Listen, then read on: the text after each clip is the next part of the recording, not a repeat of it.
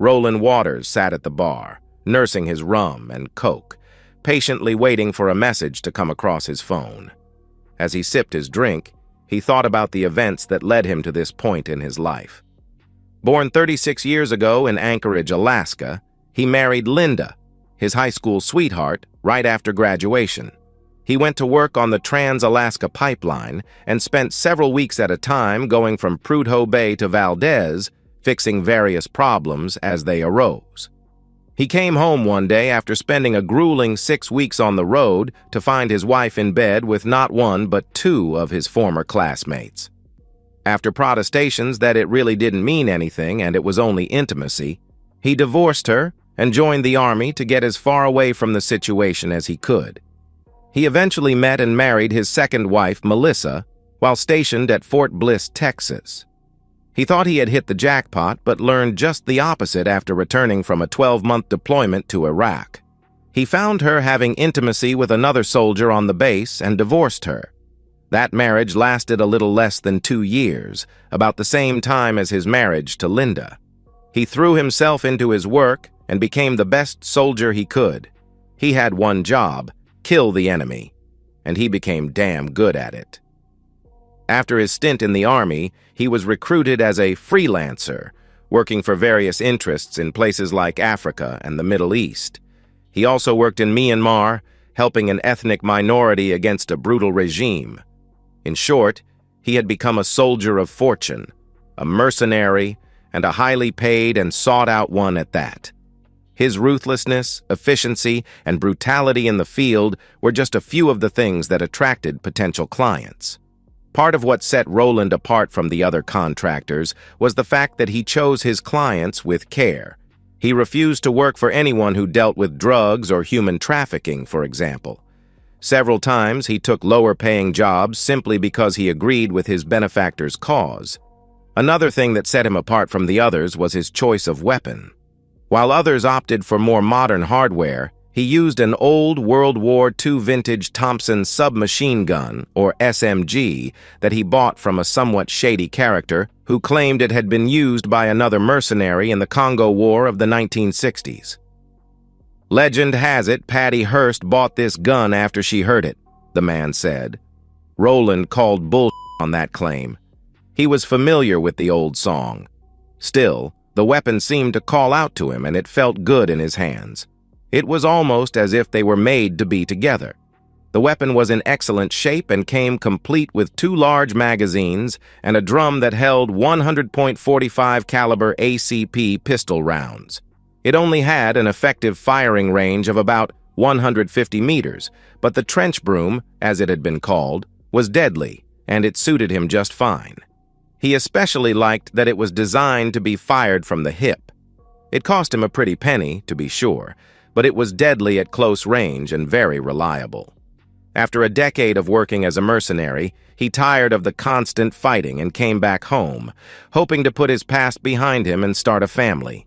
He became a freelance consultant for a private security company and settled down. He met his current wife, Susan, at a social event where he had been hired to organize security. Susan was an attorney for the firm of Freeman and Douglas. He literally bumped into her at the event as she was making her way to the bar. He caught her as she stumbled, preventing her from falling to the hard floor. He thought nothing of it at the time, but Susan was instantly taken with the tall, quiet, and well-built man with the ragged scar across his face. They spent a lot of time talking that night and began dating. He was very careful not to reveal too much of his background, only telling her that he worked overseas as a contractor after his 4-year stint in the Army. He became very creative when she asked about the scars that dotted his body.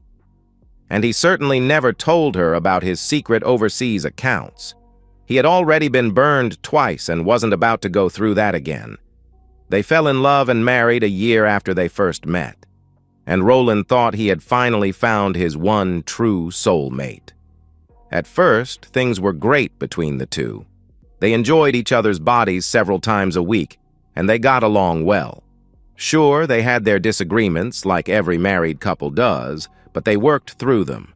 They were even talking about having children and bought a 2-story, 3-bedroom house in a nice suburban neighborhood. Then, things started going off the rails.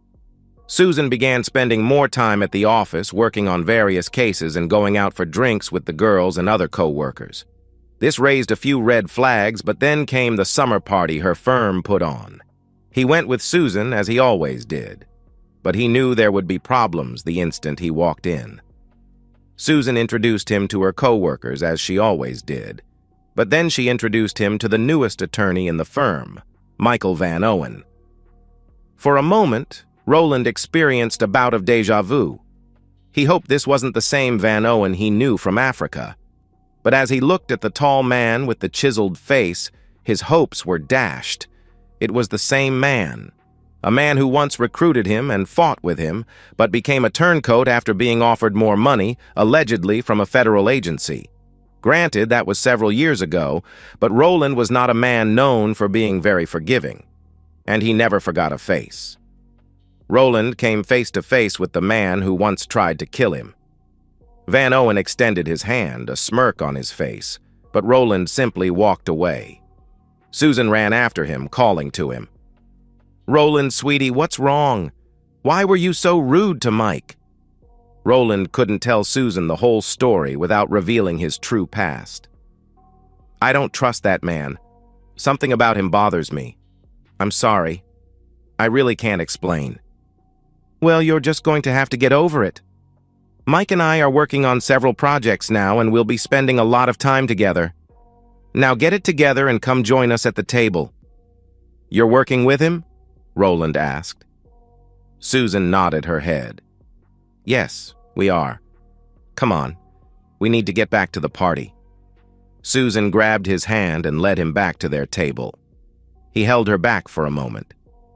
"I'm letting you know, Susan. You need to be careful of him," he said.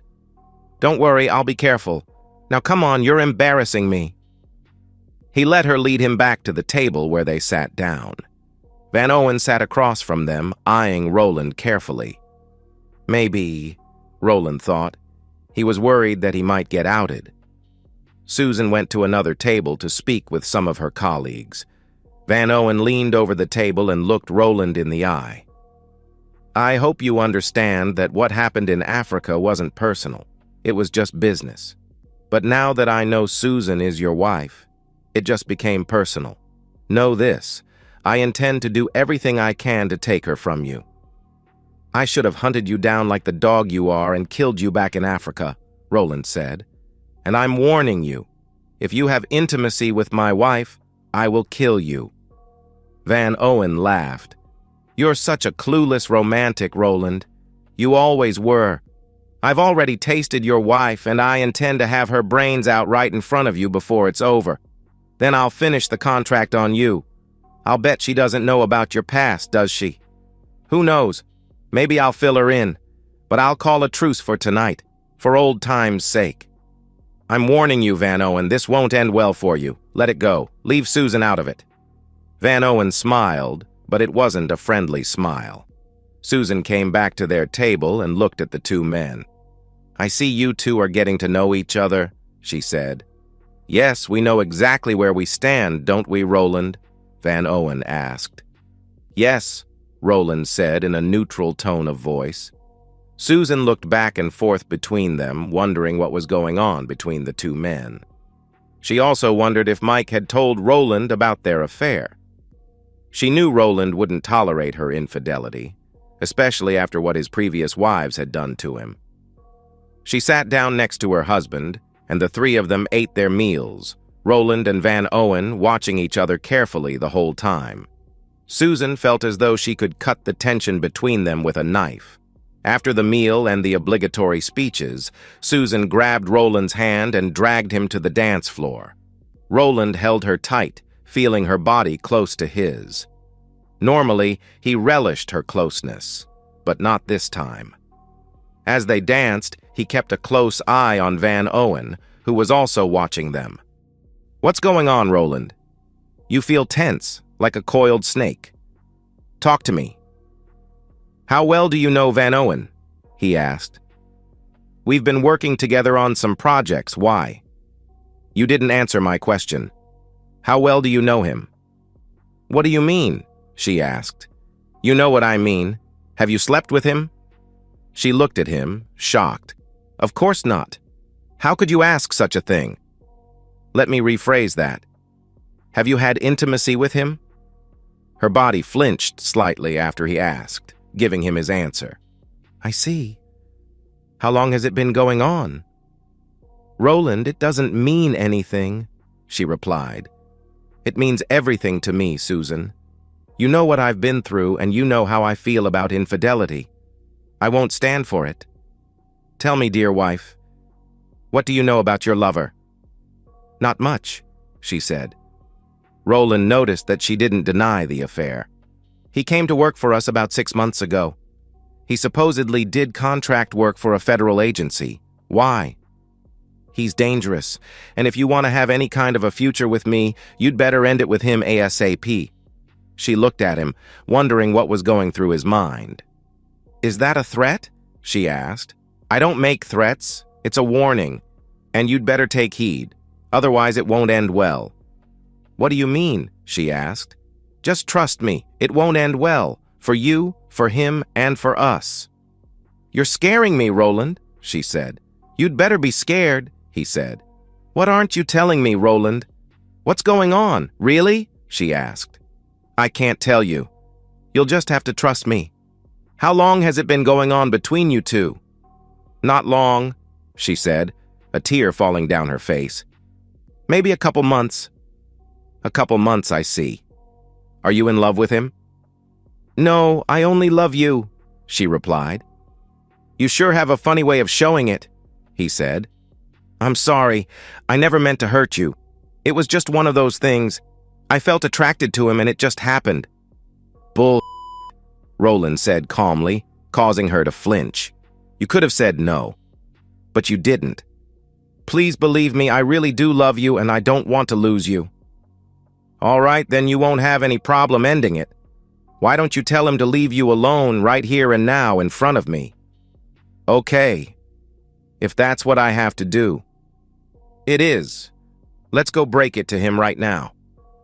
If that's what you want, she said nervously. They walked off the dance floor and headed back to their table. Van Owen was standing, watching them approach. My wife has something she'd like to tell you, Van Owen, Roland said. Mike looked at Susan, who appeared scared. Mike, he knows. We can't see each other anymore.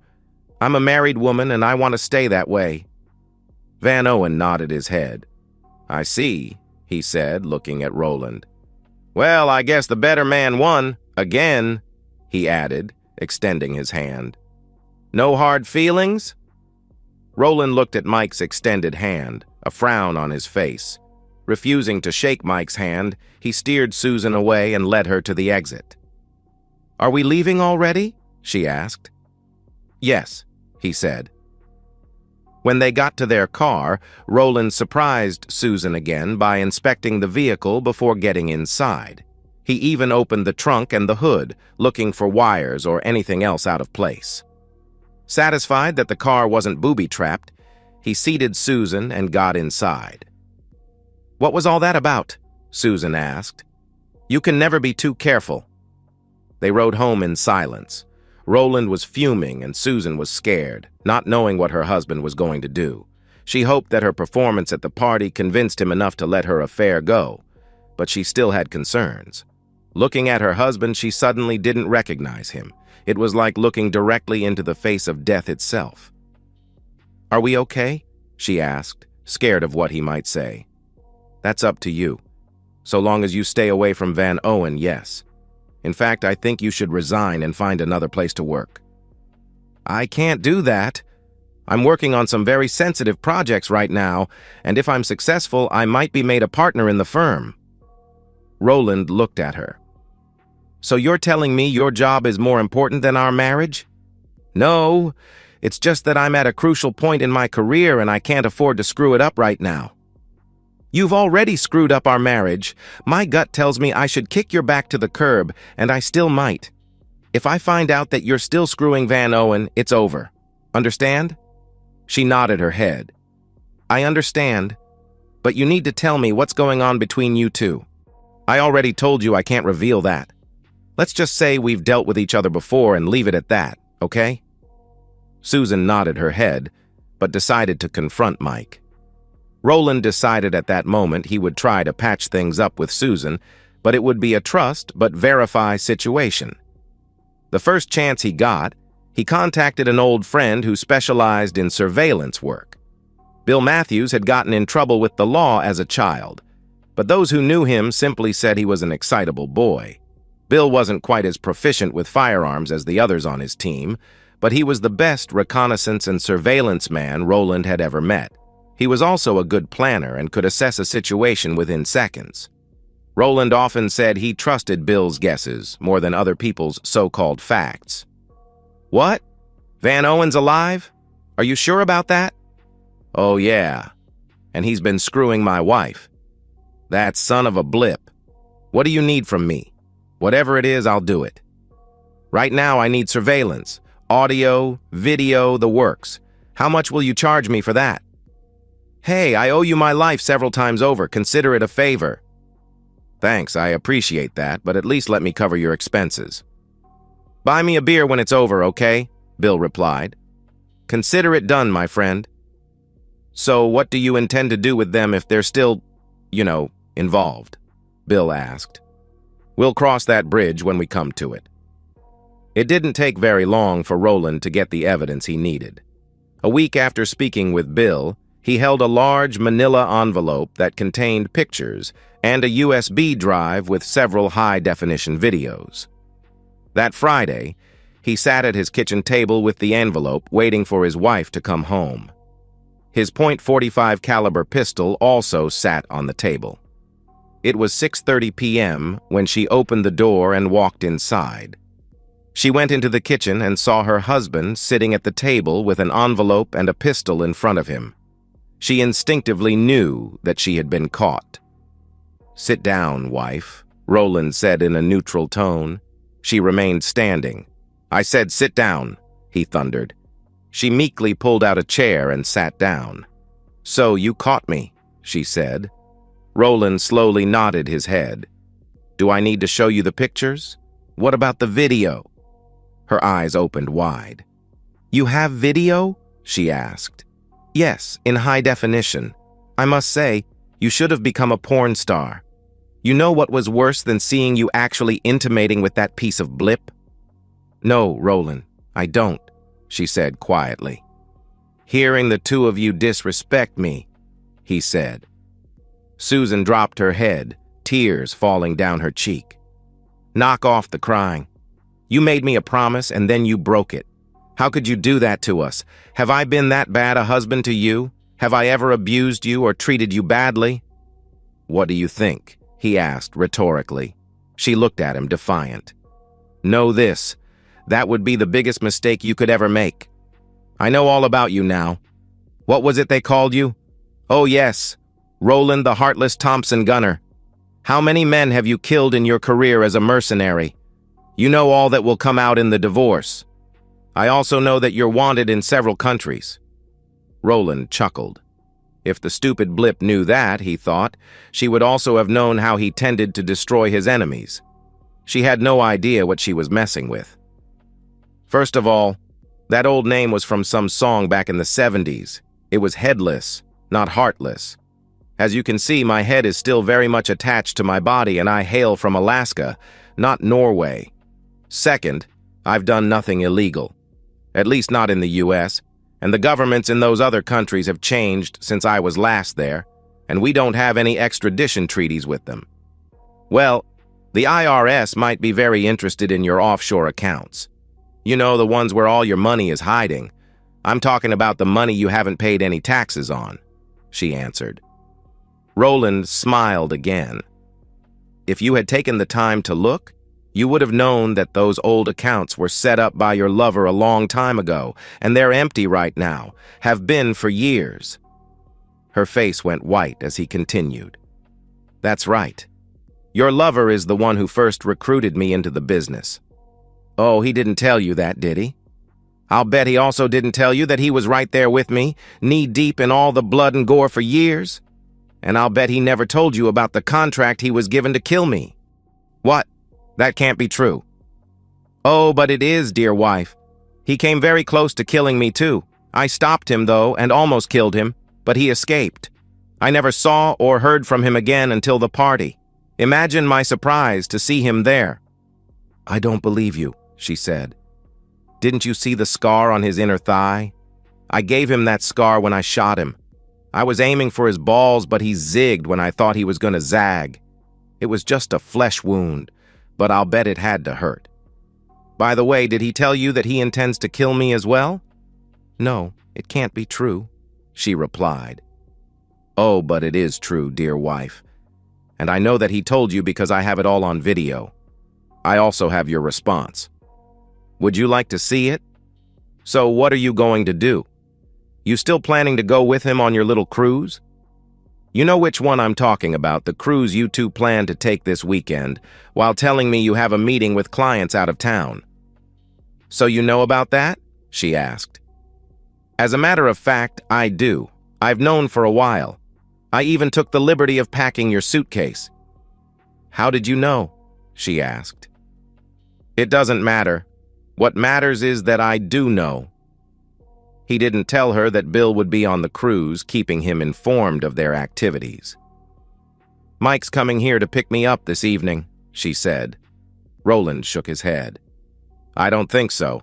In fact, if that man shows up here, I'll kill both of you where you stand and make it look like self-defense.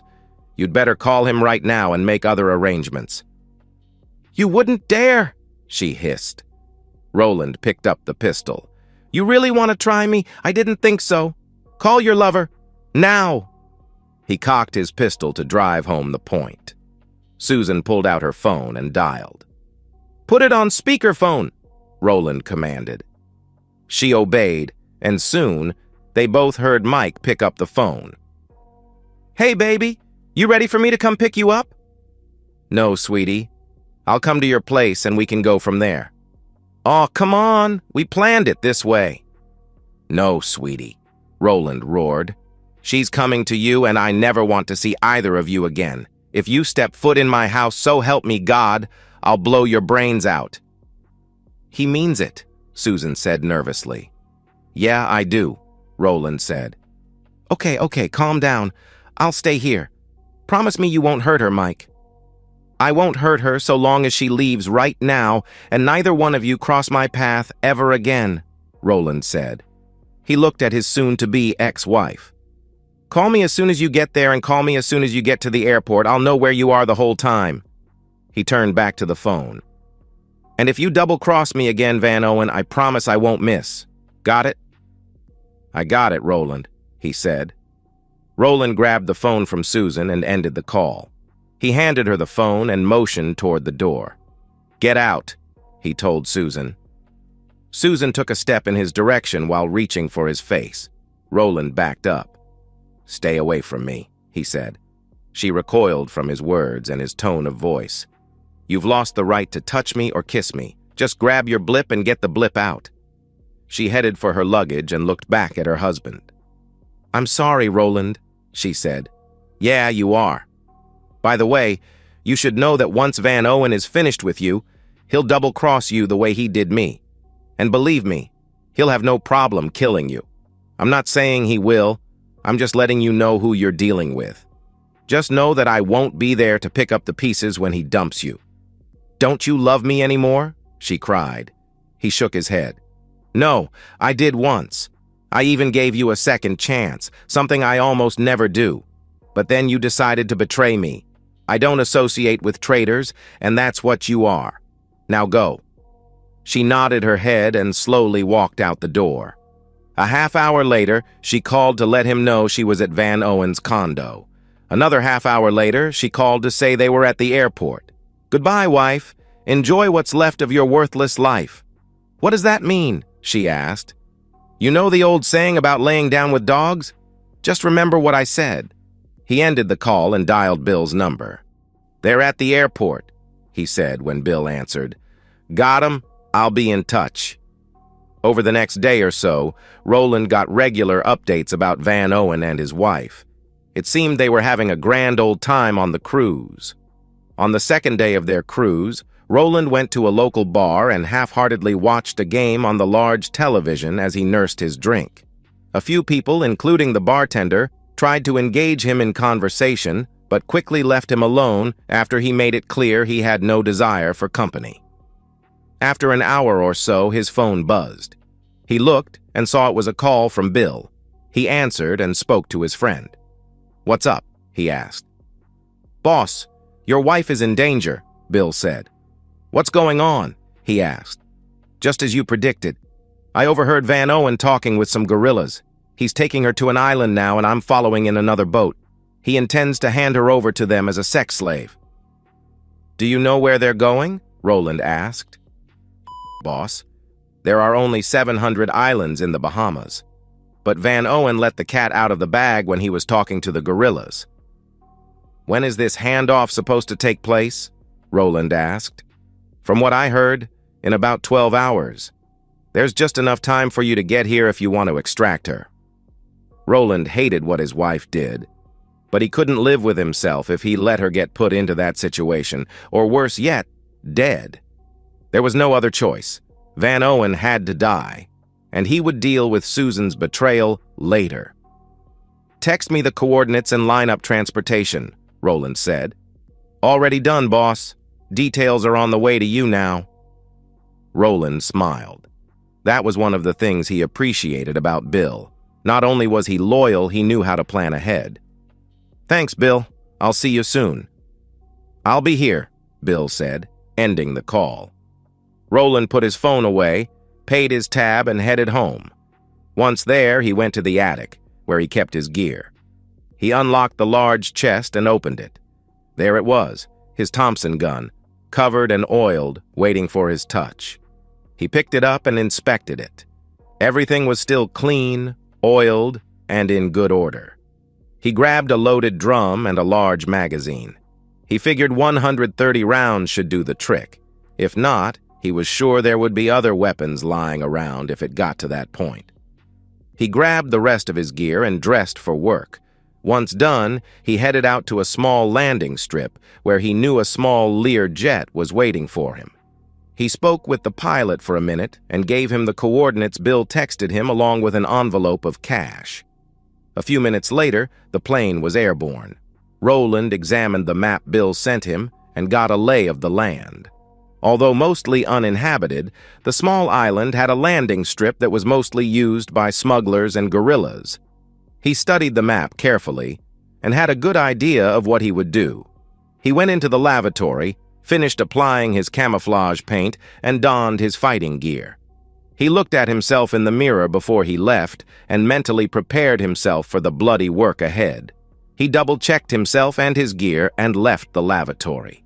Sometime later, he looked out at the darkness and could make out the island below him. Looking carefully, he could see what appeared to be a campfire. The jet began its approach and landed on the dirt strip. After the plane slowed to a stop, he opened the door. The pilot came into the cabin and looked at his passenger. Roland looked back at him. "Wait for my signal," he told the pilot, who acknowledged him with a nod of his head. Roland stepped off the plane to find Bill running up to him. "This way," Bill said, turning back the way he came. "Can't miss it. Van Owen has a nice fire going." "Saw that," Roland said quietly. "Stupid f***. I could see it 20 miles out." They quietly worked their way through the vegetation, mostly to help keep the rounds in the drum from rattling too much, and 10 minutes later, found themselves on the edge of the camp. Roland and Bill knelt down and looked the campsite over. Susan was naked and tied to the ground, her arms and legs spread wide. In addition to Van Owen, Roland spotted 3 guerrillas. Susan was crying and begging to be let go. "Please, Mike, don't do this. Don't I mean anything to you?" He laughed. "Yeah, you mean about $250,000 to me right now. Once the boss makes it here, we'll make the exchange. You for the other half of my bounty, and you'll be off to live your new life. And there's nothing your stupid, wimpy husband can do about it." The 3 guerrillas laughed in response. One of them stood over Susan and started unzipping his trousers. "Put that away, El Capitan wants her fresh." You know that." The gorilla zipped his pants back up, unhappy. Roland looked at Bill, who was holding his .45 caliber pistol, then consulted his watch. It was time to move. He gave Bill a hand signal, and the two moved out quietly. They approached the camp as Van Owen and the gorillas gathered around the fire. Roland motioned for Bill to stay behind him and take cover. Bill obeyed without question as Roland slowly moved into the camp. The four men heard Roland as he placed the weapon in automatic firing mode, which required two switches to be turned, one to take it off safe and another to place it in full auto mode. Without saying a word, he pulled the charging handle back, and before the gorillas could react, he unleashed several short bursts of automatic fire from the hip, sending the gorillas flying back. A couple of the gorillas managed to get some rounds off, but they missed Roland by a long shot. After the gorillas were dispatched, Roland placed the gun in his shoulder and took careful aim. Before Van Owen could react, Roland sent a 3-round burst at his head, effectively blowing it off. The whole incident took just a few seconds. Roland looked around to make sure everything was secure. That's when he noticed Susan. One of the shots fired by the gorillas managed to hit her in the side. Bill knelt over her as Roland watched. She looked up at Roland with sad eyes. "I'm sorry," she wheezed. Soon her eyes glazed over. Roland had seen enough death to know she was gone. Bill checked for a pulse and looked up at him. "She's dead, boss. Do we take her back with us?" Roland hawked up a glob of phlegm and spit on her face. He thought for a moment as he observed the sputum covering her left eye, then shook his head. "No. El Capitan is expecting to pick up a blonde. I think he should get what he paid for, don't you?" "Damn, you're cold-blooded, boss," Bill said. Roland chuckled at that. "You know it, my old friend. Come on, let's get her over to the fire. She wanted to be with Van Owen. She can burn with him, forever." They dragged her lifeless form to the fire, and Roland used the wads of cash to stoke the fire, handing one bundle of bills to his friend. "Consider it a bonus," he said as Bill pocketed the cash. They put Susan's nude body on the growing fire, followed by Van Owen and the 3 dead gorillas. "Help me police up this brass. No sense in leaving too many clues." After he and Bill collected the spent .45 caliber shell casings, they headed out to the plane. The pilot was waiting for them and took off as soon as they entered the cabin. Bill watched his old friend as the plane headed back to the States. Roland sat in a back seat looking out the window, drinking a beer while smoking a fairly expensive cigar. Bill had seen this many times before and knew better than to interrupt, at least until the first beer was finished. "Mind if I join you?" Bill asked when Roland opened his second beer. Roland handed him a beer and a cigar and motioned for him to sit. "We've been through some shit, haven't we?" Bill asked. Roland nodded his head as he looked out the window. "You know, I'm really sorry about all this." "I know, Bill. I warned her. God damn it all, I warned her this would happen. Stupid blip just wouldn't listen." "So what do we do now? You think about going back in the business?" "Nah, I'm getting too old for this shit. Too sentimental." "Sentimental? You? Sentimental? That'll be the day," Bill asked. "Yeah. You notice I didn't even cut anyone's head off?" "I noticed that," Bill said.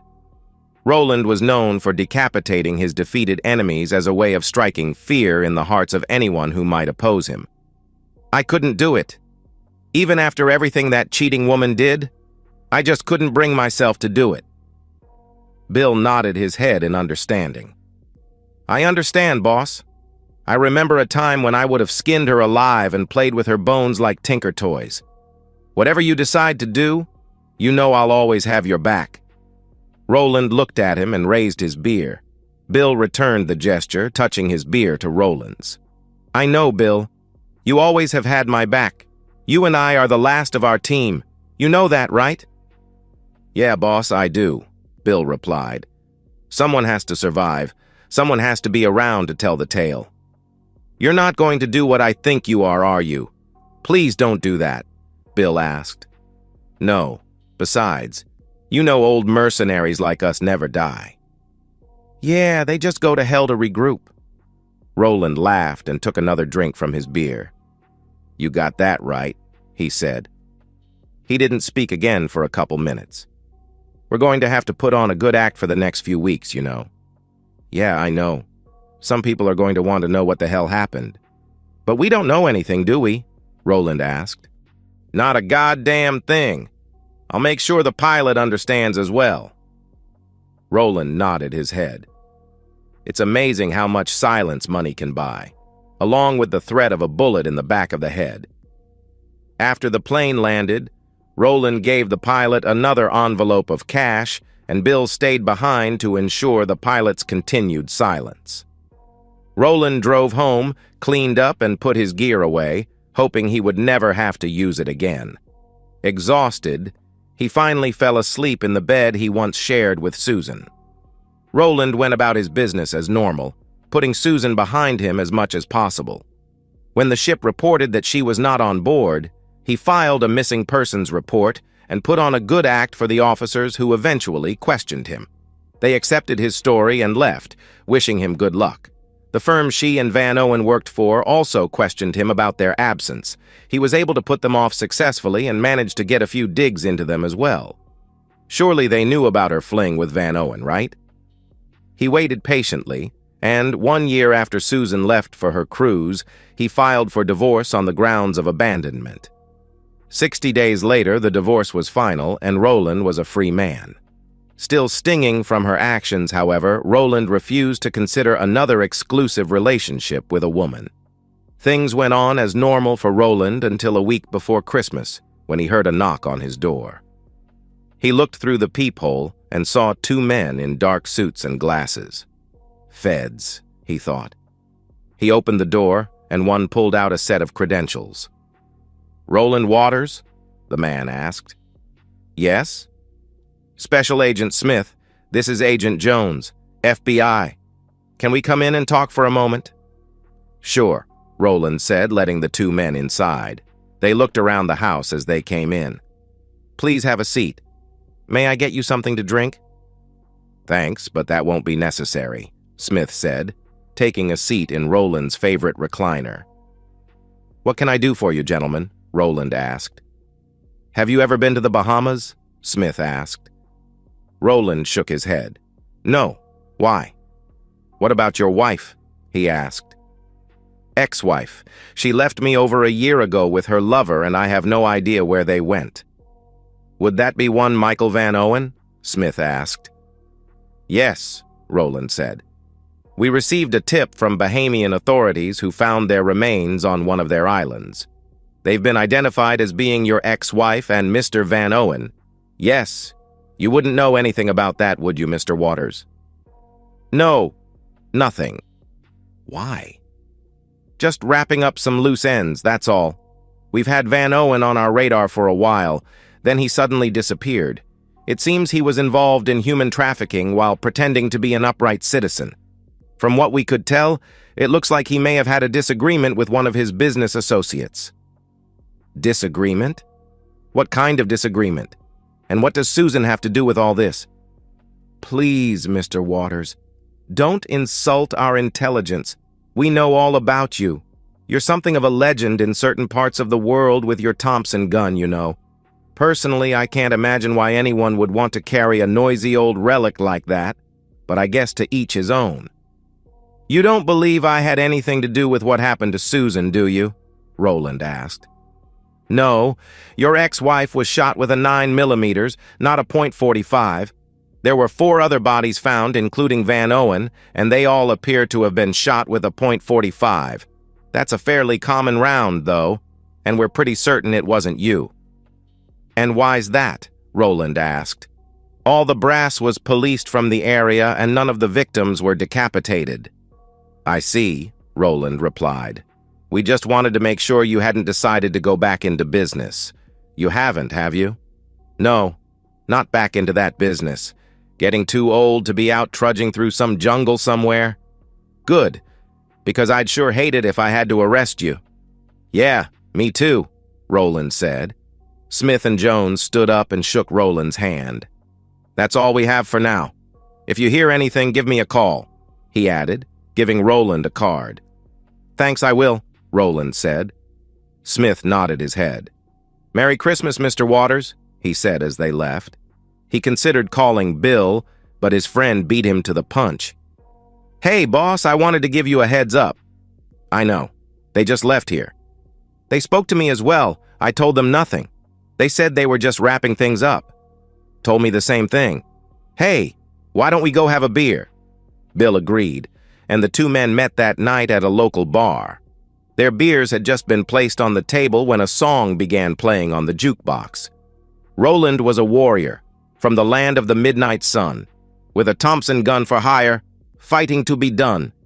"Merry Christmas," Roland said as song he hated so much played on. "Merry Christmas, boss," Bill said, lifting his beer. Roland looked around the bar, wondering if he could see who played the song. In one corner sat two men in dark suits. One of them smiled a crooked smile as he raised a beer in his direction. Agent Smith.